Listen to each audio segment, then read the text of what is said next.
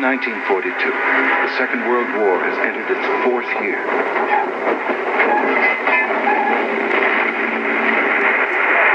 Allied forces attempt to smash the domination of the German war machine.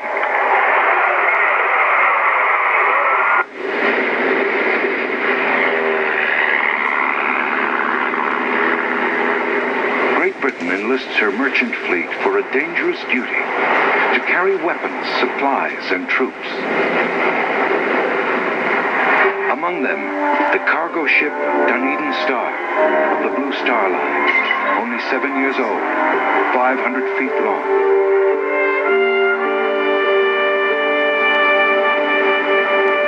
She has been built for peacetime commerce, but is already a veteran in the vital service of war.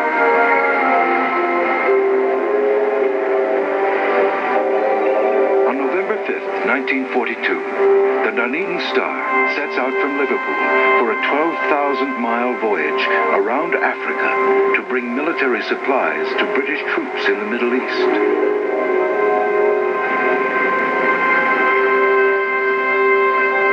At her helm is Captain Robert Lee, who has never before sailed these waters.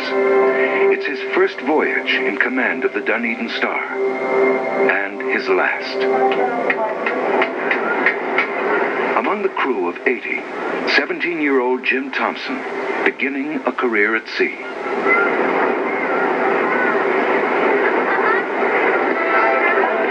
Also aboard are 21 civilian passengers who have no choice but to risk travel in these dangerous times. Annabelle Taylor is 17, traveling with her mother for a Christmas reunion with her father, a British diplomat in Ethiopia. I was 17 and I'd been in a convent for 9 years of my life, Sacred Heart. I was a good convent girl. I mean, literally out of a convent, because my mother took me out of school because we got a passage. Other passengers include Dorcas Whitworth, who also plans to meet her husband in East Africa. Blanche Palmer, with her year-old son Sidney. Dr. Mohammed Labib, an Egyptian eye specialist. His wife, Pamela, and their 2-year-old daughter, Camilla. They are joined by British and Australian servicemen bound for Egypt and the fierce North African campaign.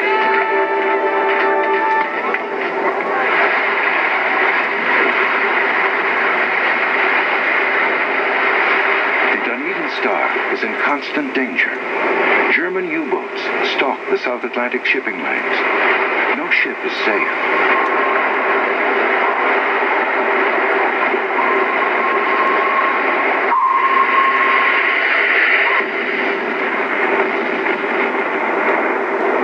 The German Navy has heavily mined the African coast.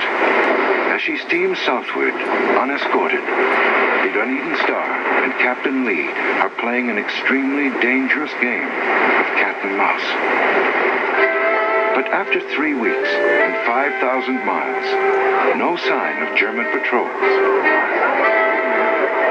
They would be watching some we had from the coast all the time, watching for torpedoes, boats all around.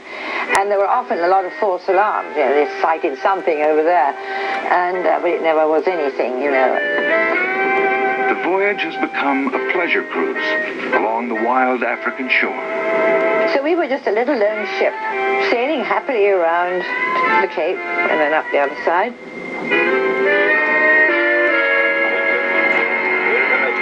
It is the night of November 29th.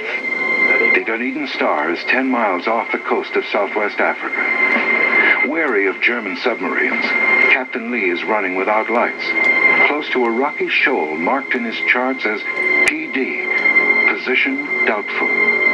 Lee believes he is at least 5 miles from the rocks. He's wrong. The pleasure cruise is over. The frantic struggle for survival is about to begin.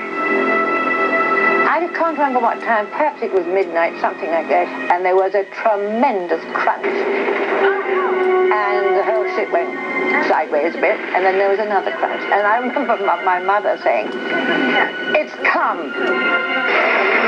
The Dunedin Star has sustained a 200-foot gash in her hull. The engine room is filling fast, too fast for the pumps to stem the flood. The ship's chief engineer tells Captain Lee the Dunedin Star will sink in 4 hours. Lee sees only two choices. He can abandon ship and lose his precious military cargo, or he can make for the shore, hoping to beach the ship. His charts of this unexplored region are of little help. It is a dance with the unknown.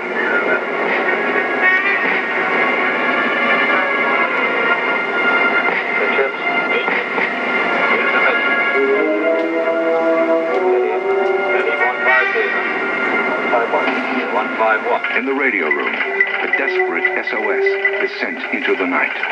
Almost immediately, a response. I have received your SOS. The response comes from one of the only towns on the map, Walvis Bay, over 300 miles down the coast. The Dunedin Star has told the world that she is sinking, but there is no one in the world close enough to be of any help. Captain Lee has made his decision. He will ram his vessel toward the shoreline and pray for a soft, stable landing. He went as fast as he could, the ship zooming through the sea, and then we went zonk. And the ship, he beached her actually, and listing about 40 degrees, very much listing to one side. The ship has been beached, but water is still flooding in.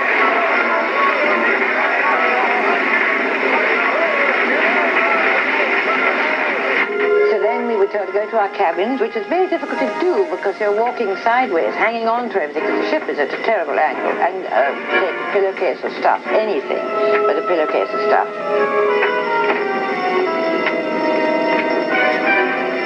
So we all got on deck, just as sort of with nighties on and a coat over it ourselves. You know, that was it, because, you know, you don't waste time. At first light, the passengers gather on deck and gaze in disbelief at the terror that awaits them.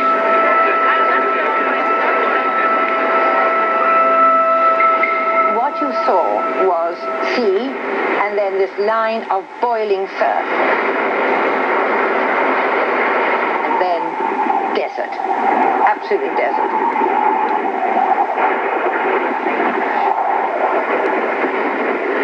The skeleton coast, a graveyard of wood and steel.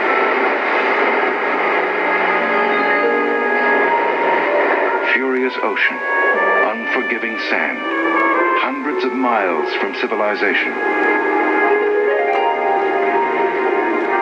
Shipwreck here means a long, slow, almost certain death.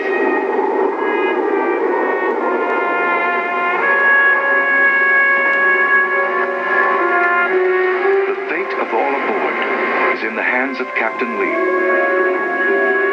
Do they stay aboard and risk the ship being torn apart in the breakers, or go ashore to the dreaded Skeleton Coast?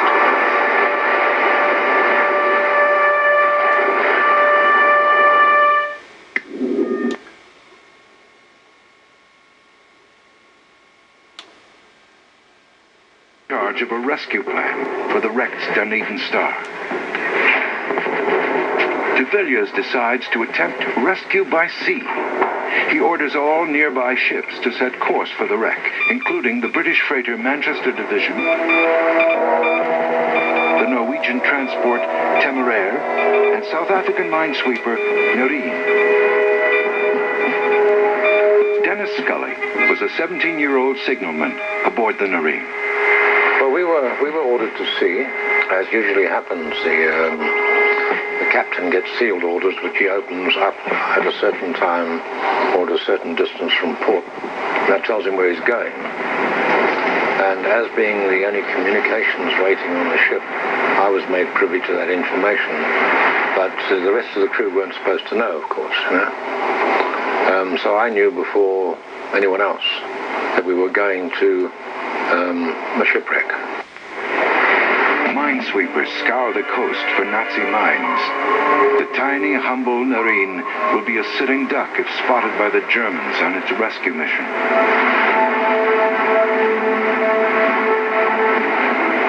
South African officers fear that enemy submarines have intercepted radio messages about the wreck. They order an information blackout. The public has no idea of the drama being played out on the Skeleton Coast. As the waves batter his crippled vessel, Captain Lee learns that 3 ships are racing toward his position, but that none will reach him for at least 2 days. He orders that the civilian passengers be sent ashore before the Dunedin Star is smashed to pieces in the pounding surf.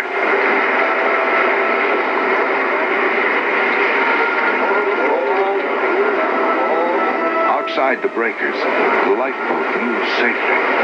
But then it hits a furious wall of white water. 20-foot waves, and turning and ugly and boiling and churning. It is considered one of the most treacherous coastlines in the world.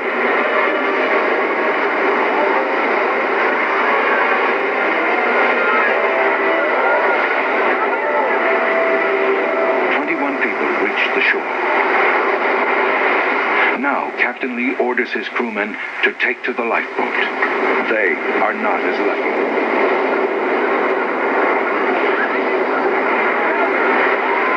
Incredibly, no one is injured, but the ship's only stout lifeboat is now shattered. 63 survivors are cut off on land. 43 are still aboard the crippled Dunedin Star.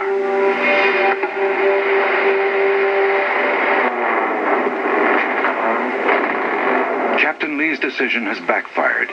He has stranded his passengers, including several small children, in one of the most hostile environments on Earth.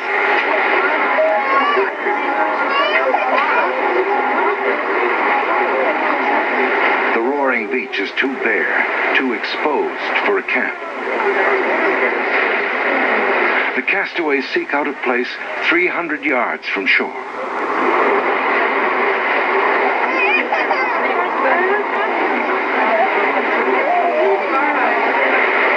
There were 3 mounds on this particular part of beach, so the center one was our camp, where I think we stuck a small Union Jack up. And then the main one was where the passengers sort of gathered and built a fire. And then the officers and crew were a little bit further away. They have only 3 days' ration of salted beef, some hard biscuits, and 1 barrel of contaminated water. Camp was made of nothing. I mean, we had nothing. And they are unprepared for the full fury of the Skeleton Coast. And then the sandstorm started. It was awful. If you've ever been in one, it's the most awful thing because it's all around you. It's very fast. It hurts. It stings. Gets in your eyes, your nose, your mouth, your ears. You can't breathe. You can't even hide your face because it gets through your fingers. Day 2. Aboard the battered ship and on the beach, 2 groups of frightened survivors exchange signals. There is nothing they can do now but wait and hope for salvation. So the purser probably, I think it was probably him, said, all right, we'll go out and get driftwood. So we went out and gathered driftwood, which was lots of it down shore. Some are concerned that fire will attract the attention of the German patrol boats. Others worry that wild beasts, perhaps even lions, are nearby waiting to attack in the chilly night. The Skeleton Coast has begun to work its terrible cycle of heat, cold, and fear. Day 3. Morning brings the first hope of rescue. In the night, the Temeraire, Noreen, and Manchester Division have arrived.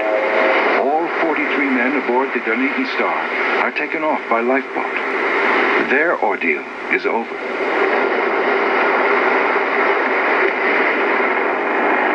Captain Lee is the last to leave. 63 people remain beyond rescue on the Skeleton Coast.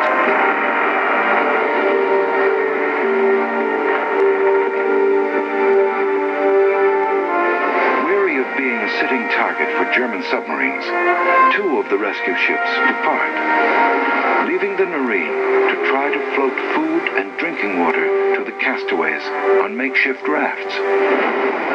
Every attempt fails. A powerful current sweeps the precious supplies northward. The helpless rescuers realize that a lifeboat would meet a similar fate. If the castaways are to be saved, it will not be by sea.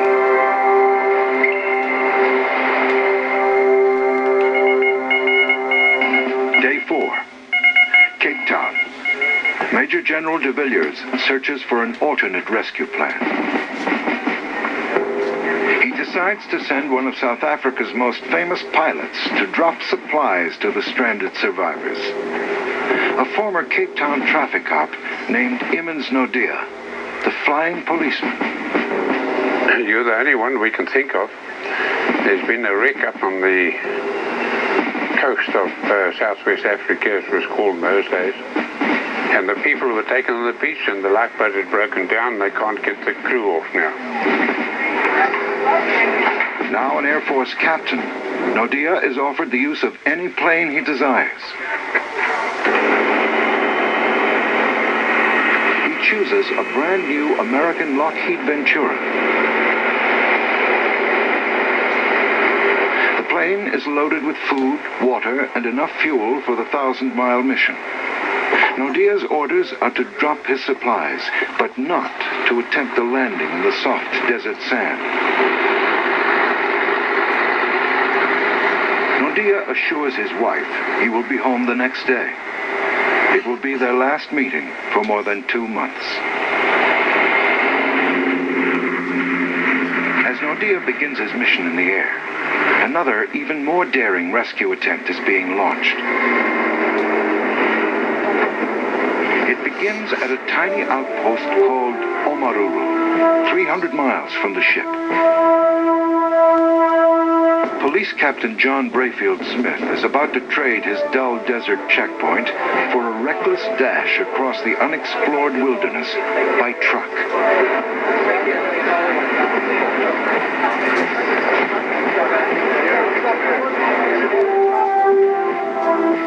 It's an almost suicidal assignment into a region with no roads, no settlements, no known water supplies. No motor vehicle has ever made this trip, but 63 lives depend on Smith being the first. The trucks are packed with food, drums of water, medical supplies, and spare parts. Joining Captain Smith are 2 constables, a doctor, and 12 soldiers. They've been told to expect a 5-day mission. It begins in a mood of adventure. It will soon become a nightmare of isolation and despair. Coming. Forfeit their share for the sake of the babies. Search parties trek up the shoreline, hoping to find supply rafts from the Nerine. They find nothing. The castaways begin to wonder if their own bones will soon join the silent skeletons of this hostile alien place. Suddenly, help comes from the sky. And we heard a drone exchange. We looked up, and there it was. And we were madly running out and screaming and yelling, we're here, we're here. So he obviously saw us. After a 1,000-mile journey, Emmons Nodia has reached the castaways. And when I came there, at first, of course, I saw the mast of the Dunedin Star standing up. And when I got there, the first thing I did was to drop the food.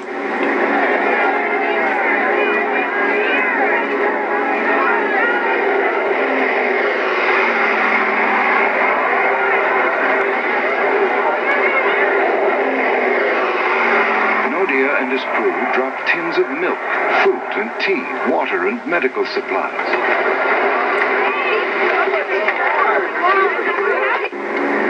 But as he releases the last of his cargo and prepares to return to his base, Nodia makes a fateful decision. He he decides to attempt to land.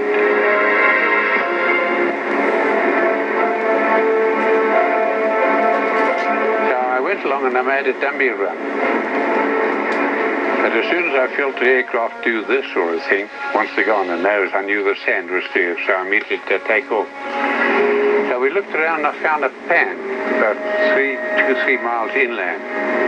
I did a dummy run on that one, and that was okay. So I landed there, and of course with the weight of the aircraft, the crust of the pan broke, and the wheels sank in. Nordia radios to Walvis Bay. He is stranded in the sand. The rescue mission is over.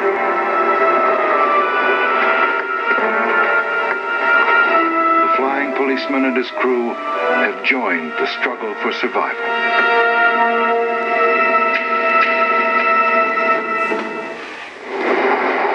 In the searing heat and blinding sand, the castaways on the Skeleton Coast are running short of supplies and hope.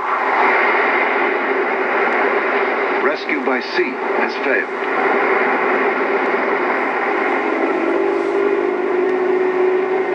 Now, only a convoy of trucks crossing the uncharted wilderness offers a chance at survival.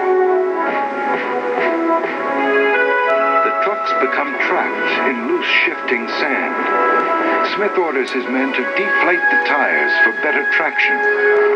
Reinflating the tires is another story. The captain has brought only one small hand pump for all 34 wheels. He earns a new nickname, Pump Smith. As their pace slows, the men begin to fear the castaways will die before they reach them. Day 6. At camp, conditions are desperate. 13-month-old Sidney Palmer is going blind. Dr. Mumil Labib predicts that the child's eyesight will be permanently lost if medicine does not arrive within 2 days. Because we had two little children, and they were crying. I mean, they were 3 years old, and the sand was just everywhere. It was awful. And wondering why the hell we were there, and how we were going to rescue us, and if we were ever going to be rescued. Pilot Emmons Nordia tries to dig out his plane, but he's no match for the desert winds. He gives up and joins the refugees at their pitiful campsite. Nordia's mission has given the survivors a few more days of rations and vital medical supplies, but 4 more mouths to feed. When I arrived there, the food, I was quite amazed to see they were eating it cold. So I said to them, why don't you make a fire and warm it up? So the chap said to me, he says, you can't do that. I said, why? He said, liable to be torpedoed. I said, my friend, as far as I know, a torpedo is a very expensive item. And I don't think the Germans will waste a torpedo on a boat they know very well. It's wrecked, it's lying broadside to the sea. To keep up morale, the ship's purser insists on a daily routine. Well, you got to have crack of dawn, and I mean crack of dawn, with a crashing something or other by the purser saying, get into line with our tins of old bully beef or condensed milk tin, and then we got a tin of very thick, sweet, strong tea.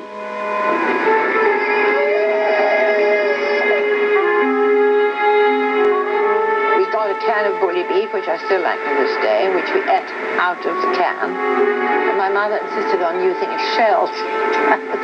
She said, I can't eat bully beef out of a tin without anything. Mrs. Taylor's books are transformed from luxury to necessity. In leaving the ship, no one remembered toilet paper. My mother would hold court sitting up on this mountain with a parasol, handing out pieces of pages to these huge sailors of 6'4". Look them up and down. Oh, yes, well, 3 for you. 1, 2, 3 pages. 200 miles inland, Pump Smith has begun to fear that his convoy will never reach the castaways.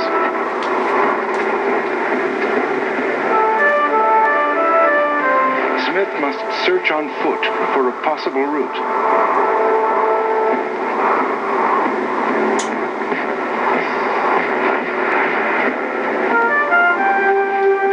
He has no radio, no way of knowing if anyone is still alive.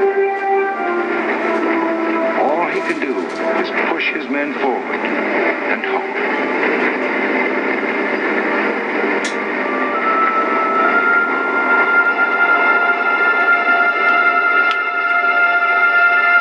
At sea, the Nareen, which has bravely risked being spotted by enemy U-boats for 4 days, is low on fuel. The minesweeper must return to Walvis Bay. But first, the crew makes one last attempt to help the people on the beach. Signalman Dennis Scully recalls what happened. We endeavored to float supplies from the Nareen on a raft. The raft is torn to bits in the raging seas.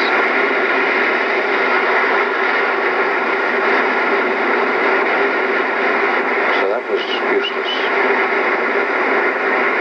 5 miles from camp, pilot Emmons Nodia reaches one supply raft that has finally washed ashore. It holds a 40-gallon drum of vital drinking water. But 5 miles might as well be 500 on the Skeleton Coast. By the time you get it there, it's pretty warm in the sun. And to roll a 44-gallon drum down the beach is not amusing.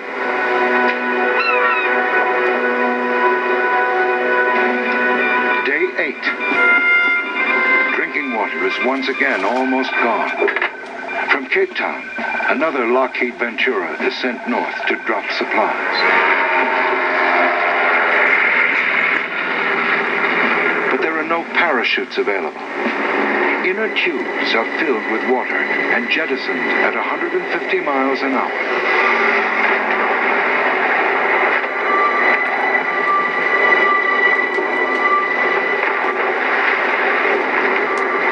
The things just burst. It was motor car tubes. I mean, those things you can't drop them. And when the canned fruit hit the ground, it split out. Anyway, then the water was the big problem.